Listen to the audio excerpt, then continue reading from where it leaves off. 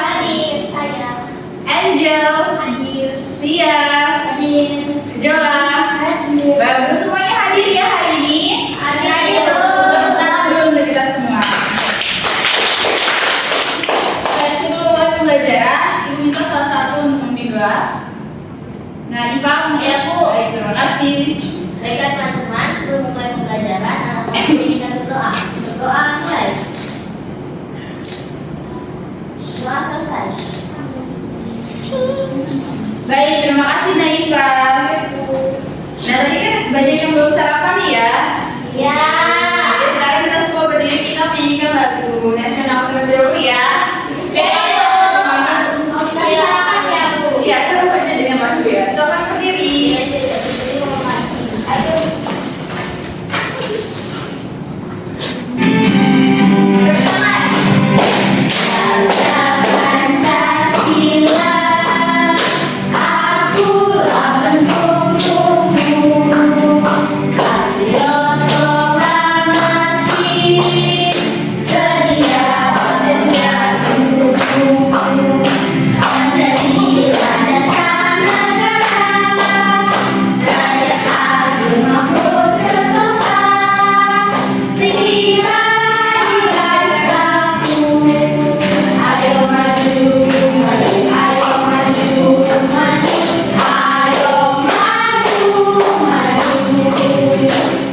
Silakan duduk, terima kasih.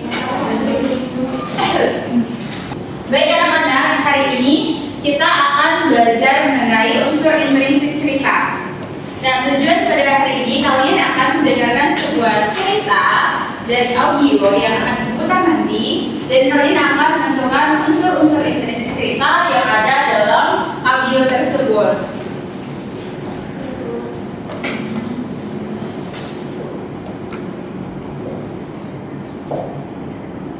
Baik, sekarang Ibu minta kalian semuanya berdiri lagi ya. Kita akan menyanyikan sebuah lagu. Ya, jadi lagi. Iya, nyanyi lagi biar semangat. Siap semua? Tepuk tangan.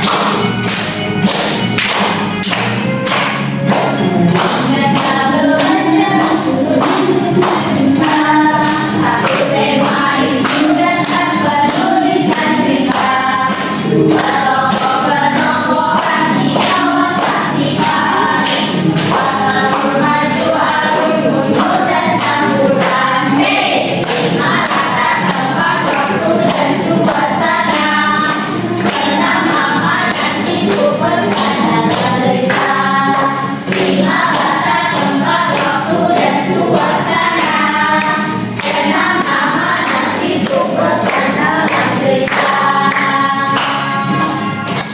Baik, terima kasih.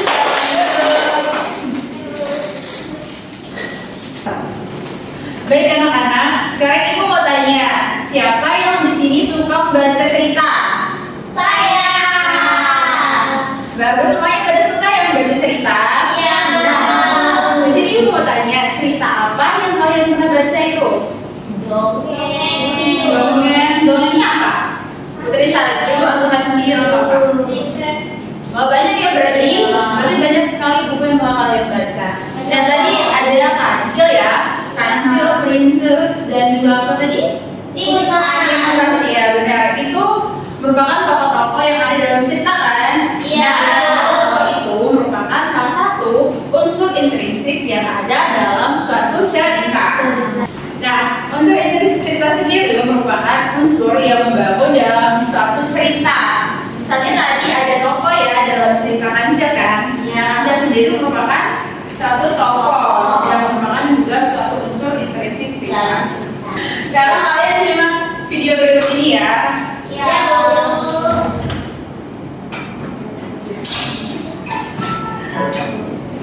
Unsur intrinsik adalah unsur yang membangun sebuah cerita dari dalam.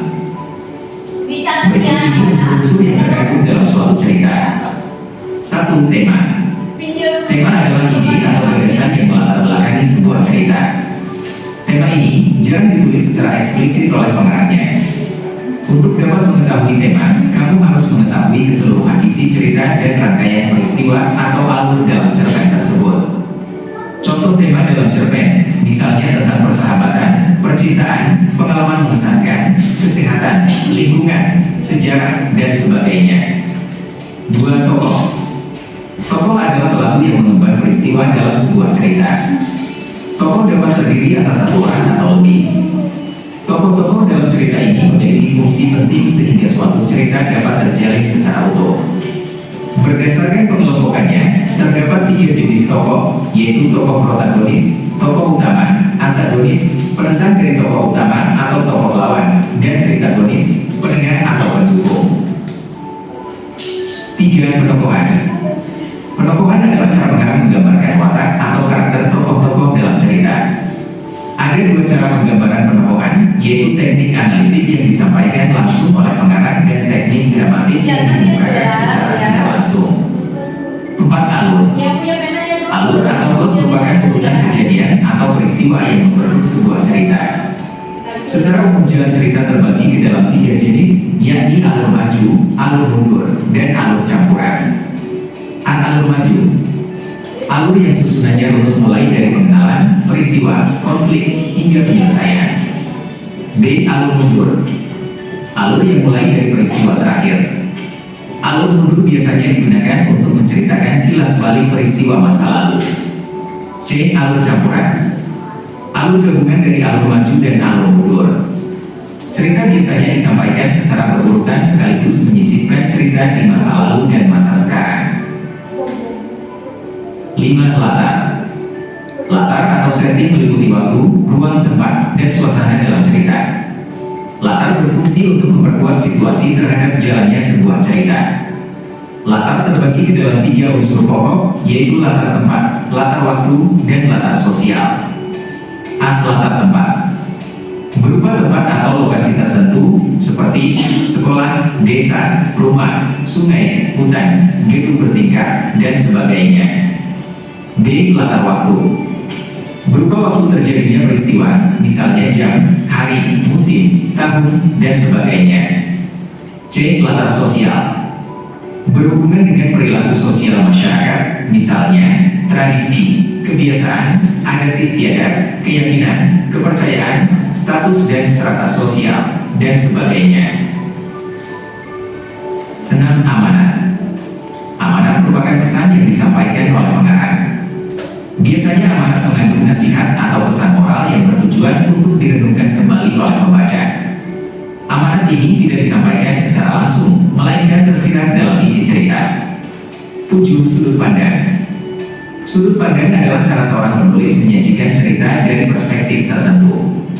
Ada beberapa jenis sudut pandang utama. A. Orang pertama. Penulis menceritakan kisah dari sudut pandang aku atau saya, seolah-olah kita adalah tokoh dalam cerita itu sendiri. B. Orang ketiga. Penulis menceritakan kisah dari sudut pandang orang lain, menggunakan kata ganti seperti dia, mereka.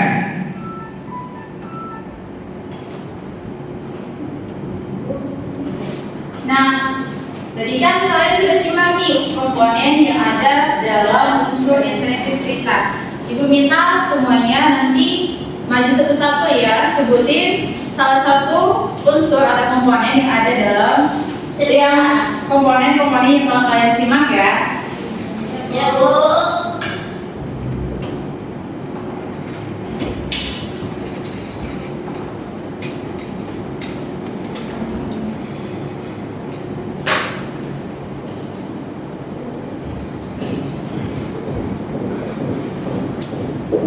Dari Ike, ibu minta maju tulis salah satu saja unsurnya.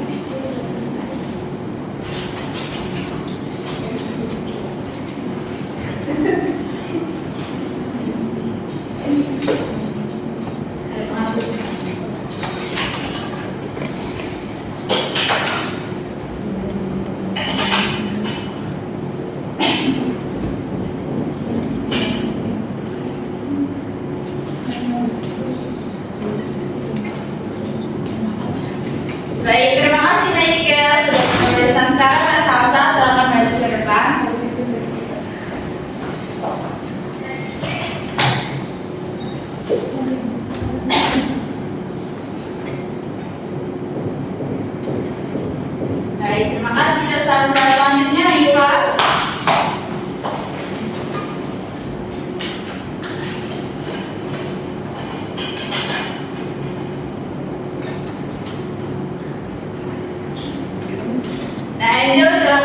maju ke depan.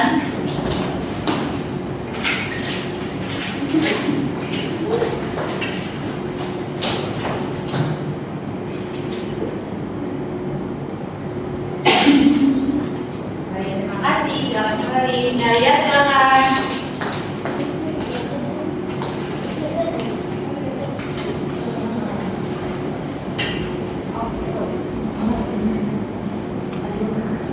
Baik, terima kasih. Silakan selanjutnya yang terakhir Najwa.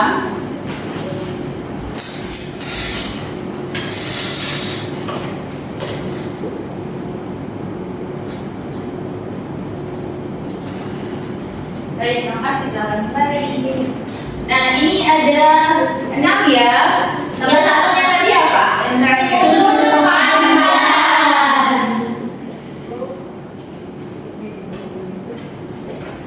Baik, terima kasih. Tapi kalau sudah semua. Nah, tadi kalian kan sudah menyimpulkan apa itu tema, tokoh, penokohan, alur, amanat, dan terakhir ada sudut pandang. Kalian sudah paham kan? Sudah. Minta sekali silakan tepuk tangan lagi. Baik, sekarang kalian mau tepuk kue? Wow. Iya. Oke, boleh selamat berdiri. Nggak usah berdiri, oke, silakan duduk ya. Iya. Tepuk, wow.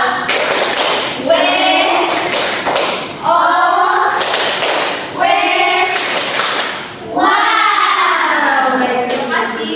Sekarang kalian simak cerita ini ya, salah satu cerita ini. Nanti kalian akan menjawab pertanyaan. Pertanyaannya itu bakalan tulis di sini, tapi kalian simak dulu ya. Ya, ya. Baik. Ini dikerjakan secara individu ya. Oke. Dia, mereka. Sakit. Kelinci kecil menggelegar di sudut kebun Pak Usa.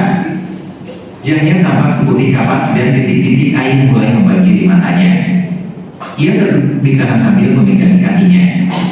Bu Titit yang sedang bertempe di dahan pohon dekat kebun itu segera terbang menghampirinya. Apa kelinci kecil? Kakiku terangkuk batu lalu aku jatuh, jawab kelinci kecil sambil menangis. Kesakitan. Apa yang kamu lakukan di sini? Tanya Bu Titit. Aku mau mengambil wortel itu, kelinci kecil menunjuk ke tanaman wortel di kebun Pak Usa. Wah, kamu mau mengambil wortel Pak Usa tanpa izin? Tanya Bu Titit. Iya. Aku melihat daun-daun tanaman wortel itu melambai-lambai. Memanggilku, jawab kelinci kecil dengan kepala tertunduk. Sebaiknya kamu minta izin dulu ke Pak Usa. Aku sedang melihat Pak Usa memberikan wortel-wortelnya ke binatang lain yang membantunya berkebun. Bu Titit menjelaskan, mengapa kau berada di luar sana? Singa, Raja Hutan, memerintahkan supaya semua penghuni hutan tinggal di sarang masing-masing. Saat ini ada wabah penyakit yang sedang menyebar ke seluruh hutan. Aku sudah 2 minggu berdiam di sarang, jawab kelinci kecil. Pikirannya tari-nari teringat pesan ibu tadi pagi. Ibuku bilang hanya induk-induk binatang yang boleh keluar secara bergantian untuk mencari persediaan makanan. Kita bertemu dengan binatang lain.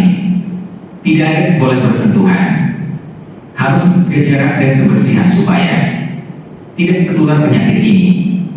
Ibu benar. Kau harusnya mematuhi perkataannya, tegas Bu Titit. Kau akan membantu ibu membersihkan sarang, memasak atau berolahraga. Pertama, sarang Bu Titit. Titik kecil merongga kemarahan. Lalu ia berkata dengan para lirik, ibuku mengatakan hal yang sama, tetapi aku tidak mengacuhkannya. Dia bilang, aku pergi dari sarang dan inilah yang terjadi. Sebaiknya kau segera pulang dan meminta maaf pada ibumu, balas Bu Titit. Iya, aku akan segera melakukannya. Terima kasih, Bu Titit sudah edarkanku. Kelinci kecil bergegas pulang dan berjanji dalam hati tidak akan mengulangi buatan ini lagi. Bu Titit senyum dan terbang jauh.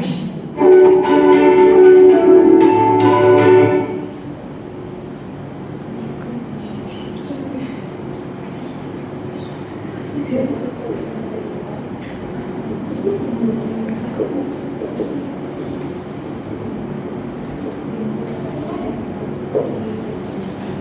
anak-anak, tadi kan kalian sudah menyimak ceritanya kan? Nah sekarang jawab pertanyaan ini ya, yang ada di papan ini. Jawabnya secara individu ya. Ya Bu. Silakan, dan dulu beri waktu 5 menit ya. Baik, karena kalian sudah mengerjakannya, sekarang ibu minta kalian membentuk kelompok ya. Iya, Jadi Bu. semuanya ada 6 orang ya. Jadi satu kelompok itu ada 3 orang. Jadi ini yang kelompok 1 IPA, Salsa dan Ike. Kelompok 2 Lia, Angel dan juga Jola. Silakan bentuk kelompoknya. Oh, saya Bu. Ayo.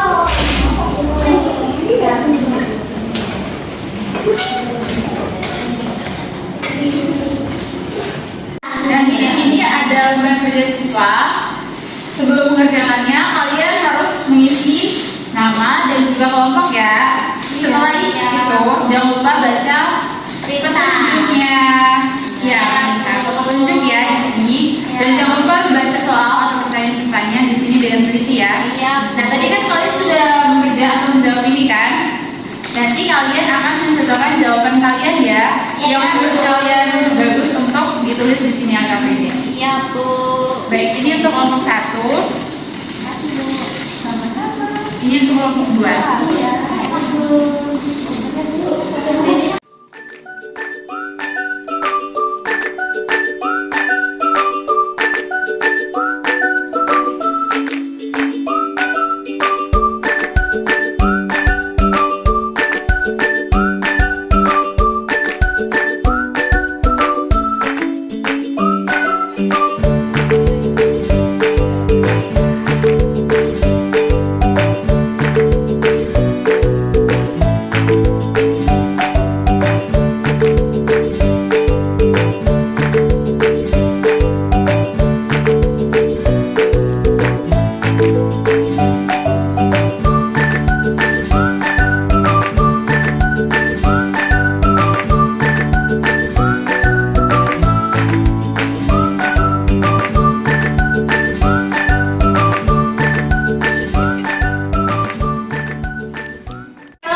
Kelompok 1 dulu.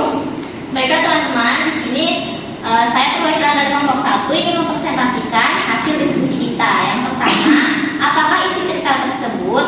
Isi cerita tersebut adalah tentang kelinci kecil yang terluka setelah mencoba mengambil wortel dari kebun parusa tanpa izin. Kemudian kelinci kecil bertemu dengan burung pipit yang menasihatinya untuk tetap tinggal di sarang dan mematuhi aturan penghuni hutan. Yang kedua, siapakah tokoh dalam cerita tersebut dan bagaimana sifat tokoh tersebut? Yang pertama ada kelinci kecil, memiliki sifat ingin tahu, dan kedua burung pipit memiliki sifat bijaksana. Yang ketiga, di mana latar cerita tersebut berlangsung? Latarnya di kebun wortel milik Pak Rusa.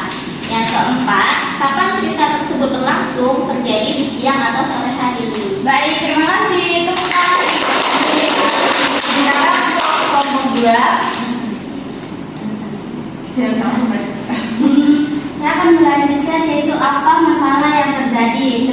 Masalah yang terjadi itu kelinci mencuri wortel dari kebun Bapak Rusa. Terus yang berikut, bagaimana masalah itu diselesaikan? Burung pipit memberikan saran atau teguran dan kelinci mendengarkan saran tersebut. Yang berikut adalah apa pesan dari cerita tersebut? Menurut kelompok kami, pesannya itu jika kita ingin makan makanan, kita harus memintanya terlebih dahulu kepada pemilik kebunnya. Iya, benar sekali. Kita tepuk wow ya. Tepuk wow.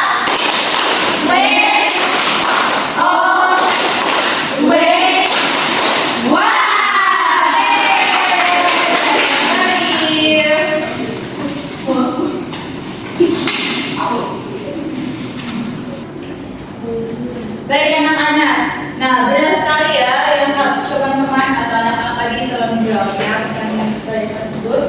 Nah tadi itu apa sih isi cerita tersebut? Cerita tersebut tadi menceritakan tentang si kancil yang ingin mencuri kelinci yang ingin mencuri wortel. Siapa tadi?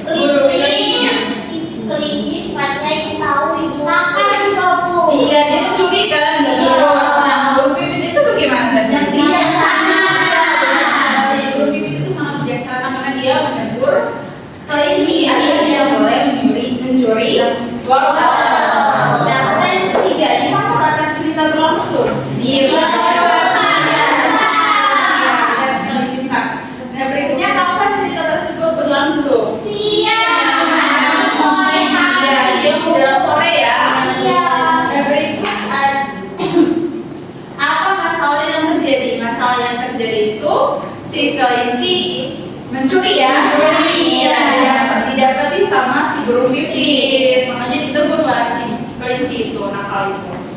Dan yang berikut, bagaimana masalah itu diselesaikan? Burung pipit memberi nasihat kepada Iya, benar sekali Anja. Tepuk tangan.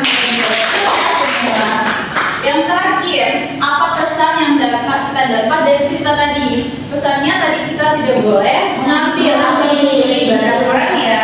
Kalau kita minta sesuatu, iya benar. Kalau kita ingin sesuatu itu kita harus meminta izin dulu. Ya benar sekali.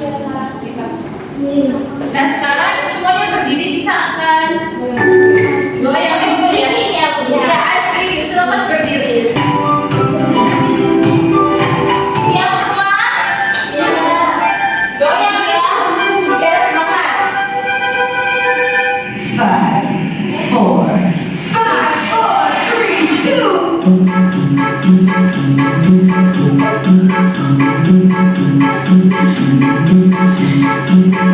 Goyang.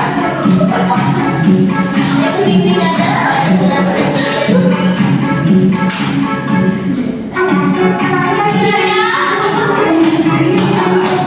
Bentar lagi.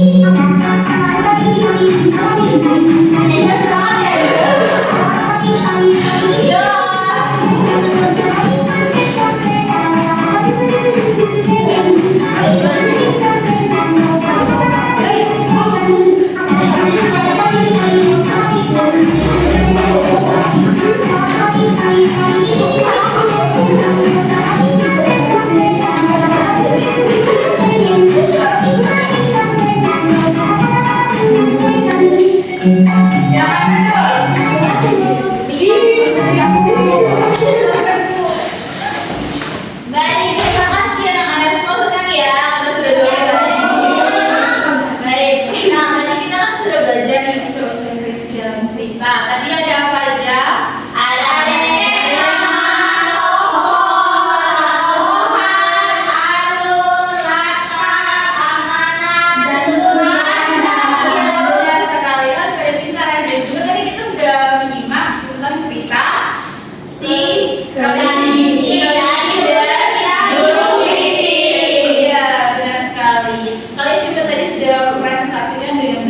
Dan juga tadi ibu lihat dalam pekerjaan kelompok secara berkelompok itu kalian juga saling bekerjasama dengan baik. Tepuk tangan untuk kita semua.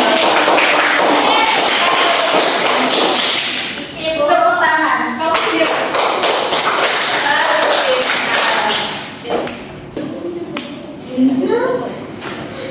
Nah sekarang juga akan membagikan soal evaluasi dikerjakan di rumah ya. Di bawah ya. Jangan lupa nanti hari Jumat minggu depan dibawa kembali ya. Boleh naik turun kan? Tidak boleh, kerja berdiri.